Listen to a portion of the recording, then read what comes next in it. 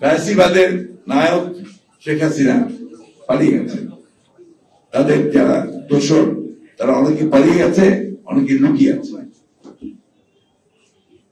নতুন সরকার গঠন হচ্ছে, একটা ইন্টারিম সরকার, অন্তর্বর্তীকালীন সরকার, এবং সেই সরকার প্রধান হচ্ছেন আমাদের সকলের অত্যন্ত শ্রদ্ধেয় মানুষ প্রফেসর ডক্টর ইউনূস আলী, আরো শ্রদ্ধেয় ব্যক্তিরা এর সদস্য হয়েছে। এদের কাছে আমাদের প্রত্যাশা অনেক। আমরা সবাই মনে করি যে এই ইন্টারিম গভর্নমেন্ট তারা অবশ্যই যৌক্তিক সময়ের মধ্যে তারা নির্বাচনের ব্যবস্থা করবেন।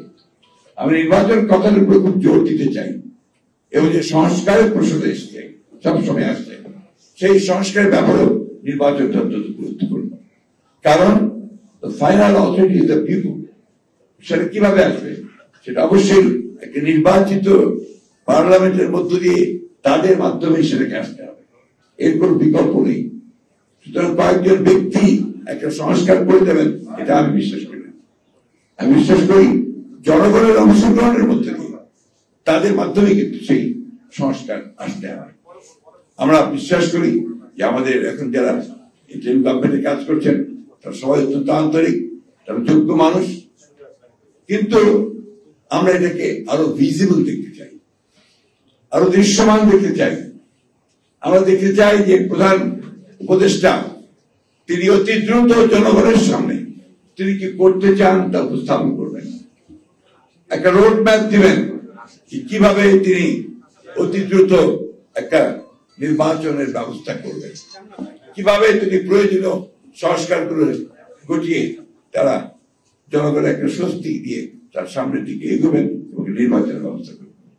আমরা দেখতে চাই না যে সমস্ত ব্যক্তিরা হাসিনার পাশে থেকে, হাসিনার সঙ্গে থেকে তার দোসর হয়ে তারা মানুষের উপর নির্যাতন নিপীড়ন করেছে, লুটপাট করেছে, দেশের পাচার করে দিয়েছে, তাদেরকে আমরা আশেপাশে দেখতে চাই না।